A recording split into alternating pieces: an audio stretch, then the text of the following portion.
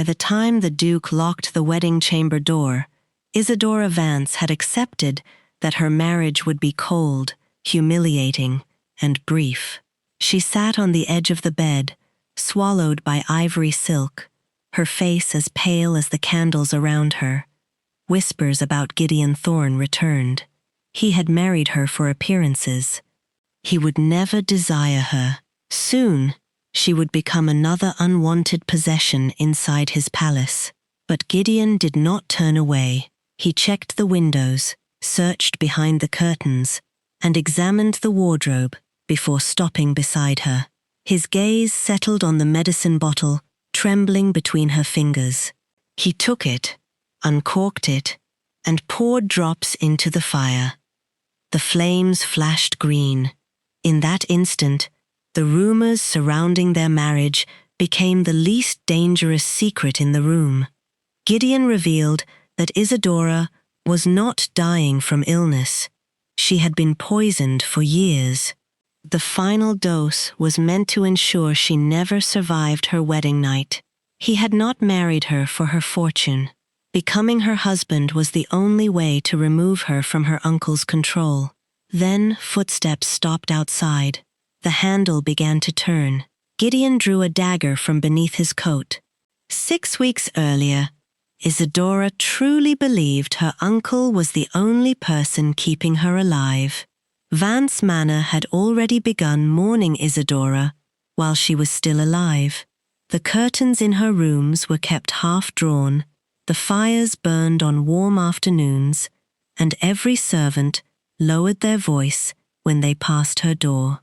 Since her father's death, her body had betrayed her. Some mornings, her hands trembled so badly she could not lift a teacup. On others, the room tilted beneath her feet, her breath shortened, and entire conversations disappeared from her memory. Valerius Vance always had an explanation. He told visitors that Isadora had inherited the same frailty that had carried away her mother, Elizabeth. He spoke with such convincing sorrow that no one questioned why his niece worsened under his care. Nothing in Isadora's life escaped his control. Her medicine arrived through his physician. Her letters were opened before reaching her. The servants answered to him. The estate accounts remained locked in his study, and visitors were admitted only with his permission. Even Mrs. Finch, who had cared for Isadora since childhood, had learned to glance toward the door before speaking. In less than 2 months, Isadora would turn 23. On that day, the Vance fortune, its lands, ships, and investments would legally become hers, unless she died first, or unless Valerius persuaded the crown that she was too unstable to manage it. That possibility frightened her more than death. Years of weakness had carved doubt into her. Perhaps her uncle was right. Perhaps she was not merely ill, but incapable, a burden wrapped in silk, waiting for stronger hands to decide her future. Those hands moved quickly. One rain-darkened afternoon, Valerius entered her sitting room and announced that he had secured her marriage to Gideon Thorne, Duke of Thornemere. Society described him as cold, secretive, and untouched by any woman's charms. Valerius presented those rumors as a mercy. The Duke would expect no affection, no heir, and no strength from a dying bride. At Gideon's name, Mrs. Finch went pale and nearly dropped the medicine tray. Then Valerius revealed the strangest part. The Duke had accepted Isadora without asking for a dowry, and without ever seeing her face. 3 days later, Gideon Thorne arrived at Vance Manor, beneath a sky the color of steel. He came without ceremony, dressed in black, with Lord Charles Ashcombe riding beside him. Charles was handsome, composed, and far too familiar with the Duke for polite society's comfort. Their friendship had fed years of gossip. Gideon had refused every daughter, widow, and princess placed before him, and whenever the court whispered that his heart belonged elsewhere, he had never denied it. Isadora watched from the drawing-room window and prepared herself for humiliation. She expected Gideon to look disappointed when he saw how thin she had become. She expected pity, perhaps disgust. Instead, his gaze moved over her with unsettling attention, pausing on the tremor in her fingers and the way she pressed one hand against her ribs after crossing the room. When Mrs. Finch brought her medicine, Gideon watched the bottle. He asked who prepared it. Valerius answered too quickly. His physician had supervised Isadora's treatment for years. There was no reason for concern. Gideon said nothing, but Charles glanced at him. The marriage contract was opened soon after. Valerius proposed a quiet ceremony, limited guests, and no delay. He spoke as though arranging the disposal of an inconvenient estate. Then Gideon began adding conditions. Isadora's medicine would be examined independently. The moment the vows were spoken, Valerius's authority over her would end. She would appoint her own servants, receive her own correspondence, and control every account in her name. No declaration of incompetence would be accepted without the agreement of 3 physicians unconnected to either family. Valerius's smile tightened with every clause. But the final condition stripped the color from his face. If Isadora died, Gideon would inherit nothing from the Vance estate. For the first time, the room fell silent. Isadora should have felt protected, yet suspicion held her still. Men like Gideon did not enter forced marriages without a hidden purpose. Perhaps these conditions only made him appear honorable while he concealed a more dangerous bargain. When the meeting ended, Gideon passed beside her chair and struck the medicine bottle with his sleeve. It fell, shattering across the carpet. He knelt to gather the glass. Then, without looking at her, he whispered low enough for only Isadora to hear. Until they were married, she was to drink nothing her uncle gave her. That evening, Isadora returned to her room and found a new medicine bottle beside her bed. It was identical to the one Gideon had broken. Even the wax seal was unmarked, yet no servant admitted to replacing it. In the weeks that followed, Gideon returned to Vance Manor, often enough to stir gossip, and rarely enough to leave Isadora uncertain of him. Their courtship was not tender. It was an exchange of guarded questions, unfinished answers, and silences in rooms where servants listened behind doors. During one visit, Isadora rose too quickly after taking her medicine. The floor shifted beneath her, and the room vanished at the edges. Before she struck the marble, Gideon caught her against his chest. He did not ask whether she was embarrassed. He asked when she had taken the dose. By then, he had noticed the pattern. Her trembling worsened after each spoonful. Her breathing became shallow. Confusion followed soon afterward. Isadora saw concern in his face, but whenever she asked why he had agreed to marry her, his expression closed. Lady Lyra Sterling arrived later to help with wedding preparations. Once they were alone, she warned Isadora not to mistake Gideon's silence for harmlessness. He was dangerous, Lyra said, but not in the way society claimed. Before Isadora could demand more, Lyra left through the garden. That evening, Isadora followed voices into her father's study. Through the half-open door, she saw Gideon and Charles bent over shipping maps, ledgers, and letters bearing her father's private seal.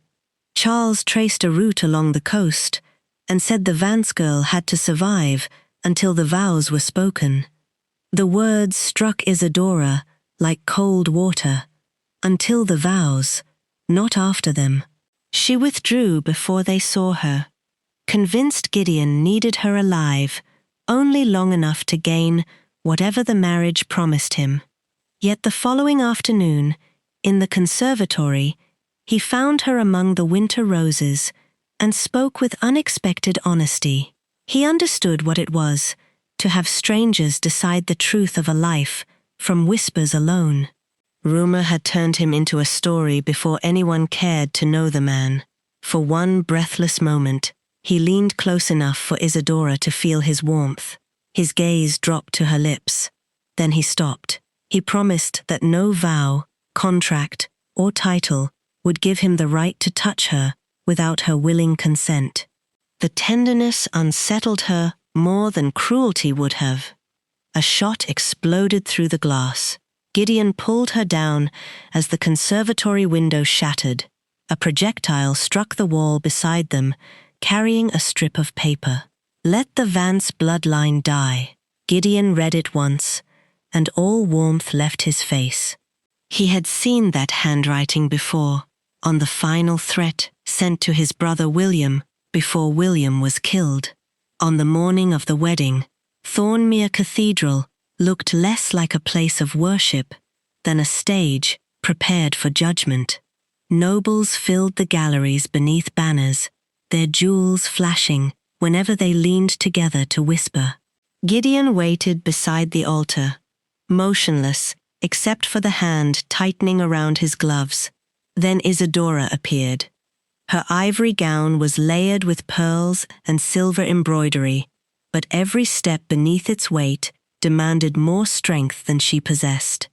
Mrs. Finch held her arm until the final rose. After that, Isadora walked alone. The whispers followed her. Some wondered whether the bride would survive long enough to complete the vows. Others laughed that Gideon had chosen the only woman in England who could never demand his affection. More than one noble murmured that Thornemere would remain without an heir. Isadora kept moving. Halfway down the aisle, dizziness swept through her. The candles blurred, and the floor tilted.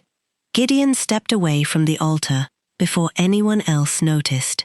He did not touch her, but positioned himself close enough to catch her if she fell. That gesture steadied her more than Mrs. Finch's medicine ever had. George Vance ruined the moment. From the front pew, he remarked loudly that Gideon had found the perfect wife, a woman too weak to expect love and too sickly to complain when she received none. A few guests laughed. Gideon turned before the bishop could continue. His voice remained calm, but the cathedral went still as he ordered George removed. When Valerius protested, Gideon declared that Isadora was the future Duchess of Thornemere, and anyone who humiliated her insulted the ducal house itself. George was dragged from the cathedral beneath the eyes of the court. The ceremony resumed. When Gideon took Isadora's hand, she felt a tremor pass through his fingers. At first, she thought he dreaded the vow. Then she noticed his gaze moving across the balconies, doorways, and shadowed arches. He was not afraid of marrying her. He was waiting for someone to strike. At the wedding feast, a servant approached with a jeweled goblet intended for Isadora. Lyra intercepted it before she could drink and sent it crashing to the floor, dismissing the incident as clumsiness. Moments later, Lady Charlotte Vance embraced the bride and slipped a folded note into her bouquet. "Do not take tonight's medicine." The warning followed Isadora through the celebrations. Near dusk, she saw Mrs. Finch in a passage exchanging 2 identical medicine bottles with a hooded servant. Mrs. Finch concealed one beneath her apron and hurried away before Isadora could confront her. By the time Isadora entered the wedding chamber, she no longer knew whom to trust. Gideon followed, closed the door, and turned the key. Without explanation, he took the medicine from her hand and poured it into the fire. The flames erupted in a violent shade of green. Gideon's face confirmed what the color meant. The bottle contained enough poison to ensure that the new Duchess of Thornemere would never see the morning. The green flames had barely settled when footsteps stopped outside the chamber. The handle moved once. Gideon drew a dagger from beneath his coat and stepped between Isadora and the door. Then came 3 measured knocks, a pause, and 2 more. His shoulders eased. It was a signal, not an intrusion. Charles's voice followed from the corridor, warning that Valerius's men were still inside the palace. Gideon did not open the door. Instead, he turned back to Isadora and finally gave her the truth she had been denied. Years earlier, Valerius had tried to arrange a marriage between Gideon and Charlotte Vance. Gideon refused after discovering irregularities in the family's accounts. Within weeks, whispers began spreading through court that no woman could ever hold his interest. Valerius had intended the rumor to humiliate him. Gideon had chosen not to deny it. The scandal kept ambitious families away, discouraged political marriages, and convinced his enemies that he posed no threat to their daughters or bloodlines. More importantly, men who believed him, distracted by Charles, spoke carelessly in their presence. Charles was not his lover. He was the investigator who had spent years helping Gideon uncover the truth behind William Thorne's death. Before William died, in what was called a hunting accident, he had discovered that money intended for military widows was disappearing through Vance shipping accounts. The theft led directly back to Valerius.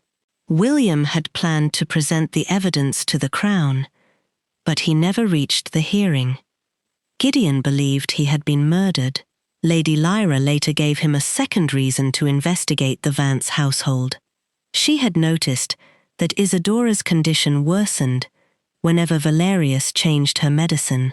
Gideon secretly sent a sample to Dr. Edward Harrow, who found no treatment for a natural illness. Instead, the bottle contained a calculated mixture designed to weaken Isadora, cloud her memory, and make her dependent on the man controlling every dose. The knowledge hollowed something inside her. Her weakness, her confusion, even the shame she carried had been manufactured. Gideon admitted that marriage was the only legal shield strong enough to remove her from Valerius's authority before her birthday. He also admitted what the rumors had taught her not to expect. He was drawn to her, but he would not use a forced marriage to claim her body. Once she was safe, she could leave Thornemere with her fortune, her title, and no debt to him. For the first time, Isadora believed that Gideon might truly be protecting her. Then he examined the poisoned bottle more closely. Pressed into the dark wax was a crest Isadora had seen throughout the palace, a crowned thorn enclosed by silver wings. It belonged to Dowager Duchess Victoria Thorne. The poison had not come only from Vance Manor. Someone inside Gideon's own family wanted his bride dead, and if the seal was genuine, the woman who had raised Gideon had either joined Valerius's conspiracy or had been its hidden architect from the beginning. Neither possibility offered mercy. By morning, Isadora had made her decision. She would remain at Thornemere, but she would no longer exchange one guardian for another. If she and Gideon were going to uncover the truth together, their alliance would have limits.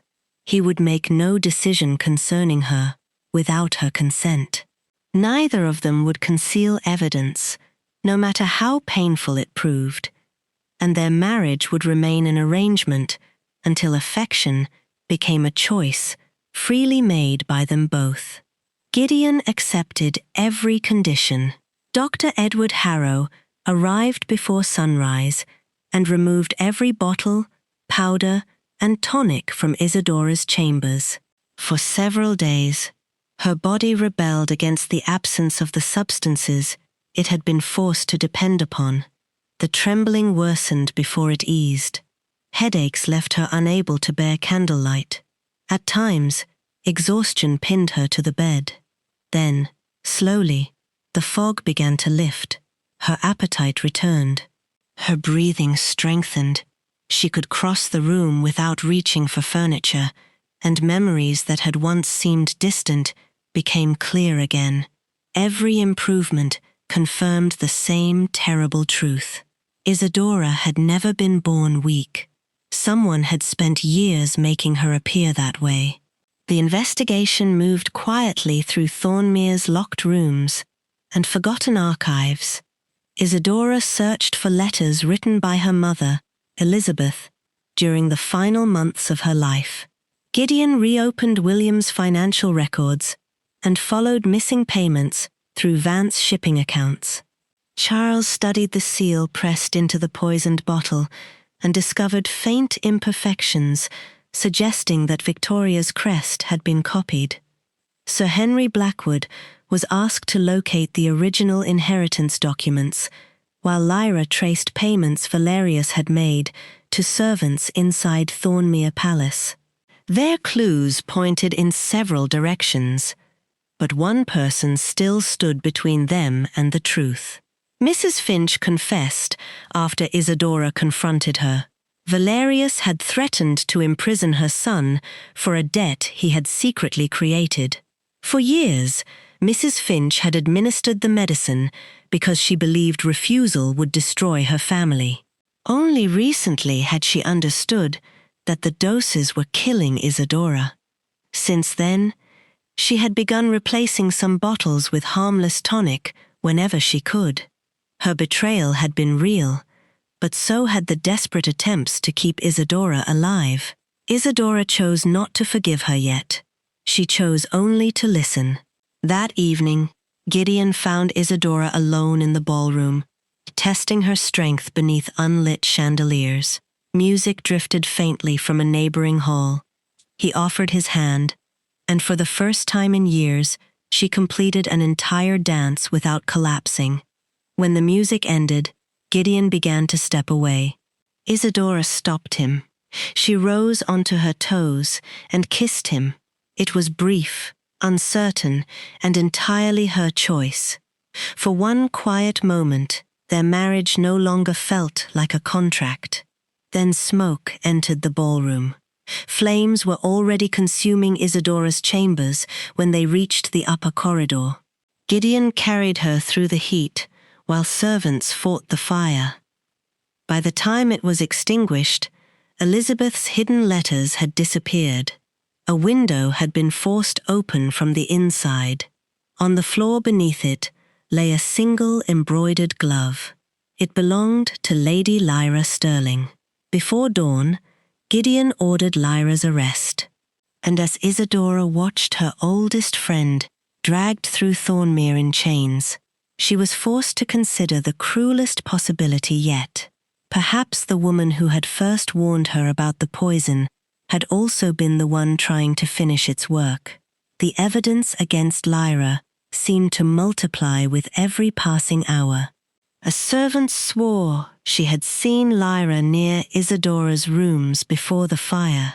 Ash from the burned letters stained the hem of one of her gowns, and a key to the east corridor was discovered hidden among her belongings. Lyra denied everything, but even Isadora could no longer separate loyalty from deception. Then she found the petition. It lay inside Gideon's desk, beneath documents bearing the royal seal. His signature appeared at the bottom, clear and unmistakable. The petition declared Isadora mentally unfit to control the Vance estate and requested that all authority over her fortune be transferred to her husband. The words hollowed her. He had promised never to decide her future without her consent. Now he had used every weakness she confessed to place her under his control. Before she could confront him, they were summoned before the royal council.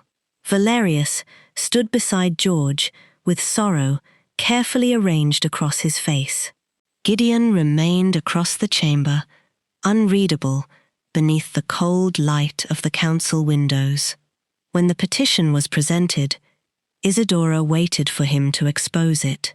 Instead, Gideon confirmed that she was too ill to manage the Vance inheritance. He stated that her recent confusion had become dangerous and ordered her returned to Vance Manor until the council reached its decision. He never looked at her. The betrayal was so complete that Isadora felt nothing as the guards escorted her away.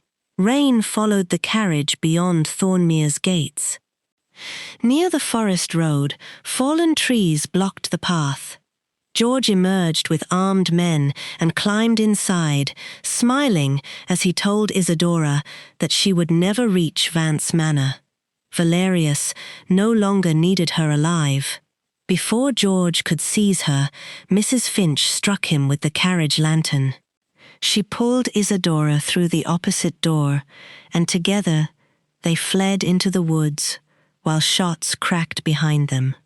Lady Charlotte was waiting at an abandoned hunting lodge. Trembling, she confessed that Valerius had ordered the poisoned medicine and used George to deliver payments to servants inside Thornmere. Gideon's public betrayal, she explained, had forced Valerius to believe he had won. Fearing the council would search his estate, he was already moving his hidden records. Isadora wanted to believe her, but Gideon's signature remained on the petition. Then she examined the wax seal. The thorned crest faced left. Every genuine thorn seal faced right. The petition had been forged. Gideon had not surrendered her. He had driven Valerius into the open. Charlotte then revealed the final part of her father's plan.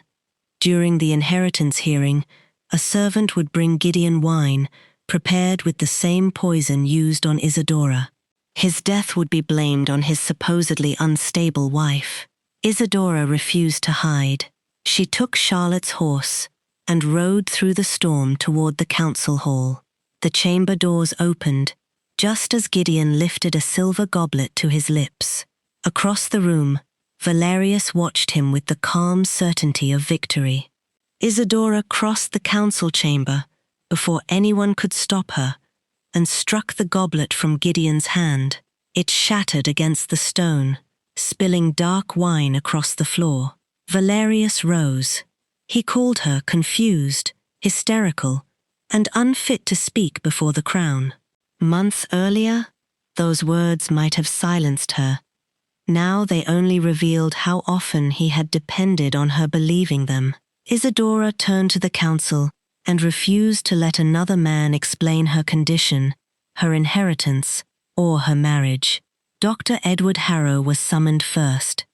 He presented the results of repeated tests on the medicine taken from Vance Manor and Thornmere. The mixture contained small, controlled quantities of poison. Each dose had been designed not to kill Isadora immediately, but to weaken her body, cloud her memory, and make her appear incapable of governing her own estate. Mrs. Finch entered next. Her fear was visible, but she identified the bottles Valerius had supplied and admitted that his threats against her son had forced her obedience.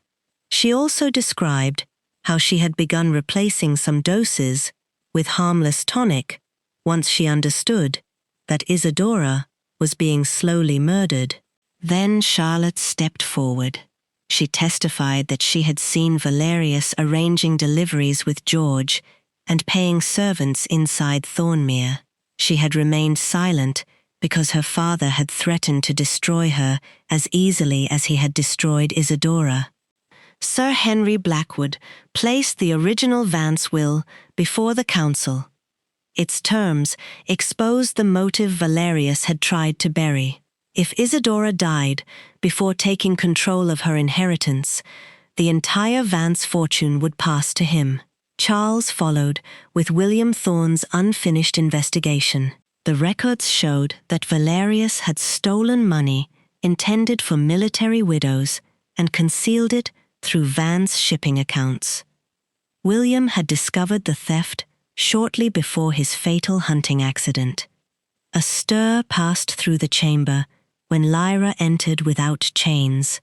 She had not burned Elizabeth Vance's letters. She had removed them before the fire, and hidden copies with Charles. Knowing the originals were being hunted, the letters revealed that Elizabeth had begun suspecting Valerius years earlier, before her own sudden decline. Finally, Dowager Duchess Victoria presented the damaged lockbox from which her private seal had been stolen. A metalworker confirmed that George had commissioned a reversed copy of the crest, the same flaw found on the forged petition and the poisoned bottle. The conspiracy was no longer a collection of suspicions. It had become a single, unbroken design. Valerius had arranged Isadora's marriage because Gideon's reputation made an heir seem impossible. Once Isadora died, Valerius intended to inherit her estate and accuse Gideon of murdering her for money. The scandal surrounding the Duke would make the accusation easy to believe. Gideon then admitted that his public rejection of Isadora had been deliberate. He had needed Valerius to believe their alliance was broken, so the hidden records would be moved into reach. But the final blow belonged to Isadora. She calmly stated that the wedding night bottle had contained 8 drops of concentrated poison. Valerius snapped that it had contained 12. Silence seized the chamber. Only the person who had prepared the dose could have known the amount.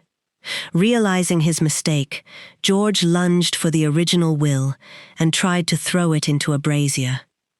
Guards entered before he reached the flames. Isadora had positioned them outside the chamber before the hearing began. Valerius and George were arrested for attempted murder, forgery, theft from the crown, conspiracy, and their role in William Thorne's death. With the court watching, Gideon acknowledged that he had allowed society to misunderstand him because secrecy had seemed like the only weapon strong enough to defeat Valerius. Isadora accepted that his silence had helped save her life, but she also made one truth clear.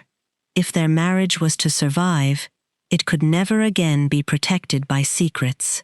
Several months later, Isadora could cross Thornmere's ballroom without losing her breath. Recovery had not come like a miracle. It arrived slowly, through mornings, meals, and days no longer ruled by poisoned medicine. She was stronger, and each step belonged to her. She took control of the Vance estate and restored the money Valerius had stolen from military widows. Valerius and George were convicted. Mrs. Finch was reunited with her son. Charlotte began a life beyond her father's reach, and Lyra and Charles remained at Thornmere. Then Gideon placed annulment papers in Isadora's hands. Their marriage had served its purpose, he told her. Her fortune was secure. She was free to leave him. Isadora read the papers. Then she tore them in half. Valerius had chosen her first wedding day. This time, she was choosing her husband. That evening, beneath chandeliers that turned the ballroom gold, Gideon and Isadora danced, while the court that had once mocked them watched in silence.